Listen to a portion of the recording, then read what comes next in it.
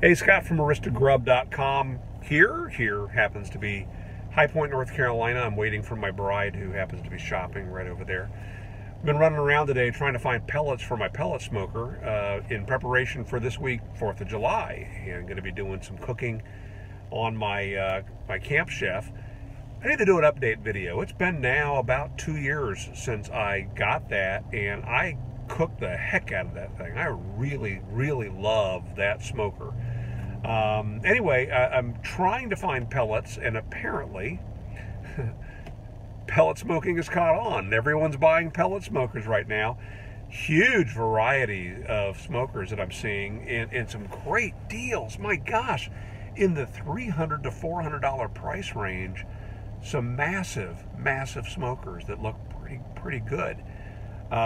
Anyway, the challenge is the cupboard is bare on the pellets themselves. And I ended up at Field and Stream, where I got a bag of a brand I've never used before, Lumberjack, and that I got the, I think, cherry pellets, and I got a bag of Traeger hickory pellets. I may have gotten those two backwards, but we've gone through a couple 100 pounds of the Camp Chef brand apple, and that is the favorite of my family, and really any fruit wood seems to be what our folks seem to enjoy. But I cooked something last week, a pork butt, that to me just needed a little something more, and so I got the hickory, and I'm going to play around with that, and maybe that'll be blended with the apple or the cherry, just to get the flavor that I'm looking for. I'm not sure what I'm looking for, actually. A few other flavors I've never tried. Pecan or pecan, that looks really good. It sounds good. I've cooked with mesquite before as wood chips, and man, mesquite is a strong flavor.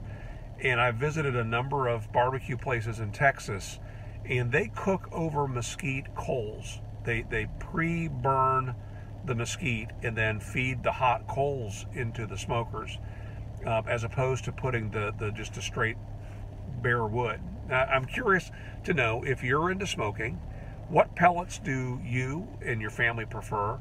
For the most part, what we're cooking is we're cooking pork butts, we're cooking brisket, chicken. I've have made a bunch of meatloaf. My family loves smoked meatloaf, come to find. That's a great choice. We don't get any tri-tip in North Carolina. Apparently that's all hoarded over on the West Coast. And brisket is tough to get. When we find it, you pretty much take whatever grade you can get.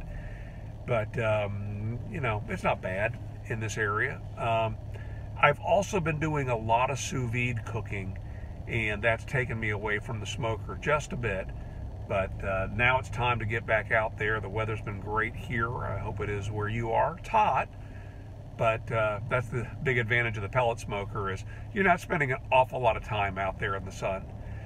So anyway, I hope you have a great 4th of July, and that you cook something amazing and your family praises you for it.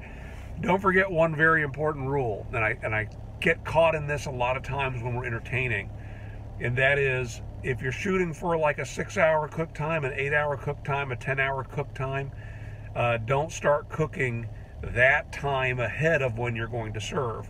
Add a couple hours onto that to get everything started, to get everything prepped, and also to let the meat rest. And I've found that sticking the meat wrapped or unwrapped, whichever the case may be, in a cooler is ideal. I can take a pork butt off of the smoker, it can be right around 200 degrees, and then stick that into a cooler for several hours, and even after several hours in the cooler, it's still too hot to tear apart with my hands.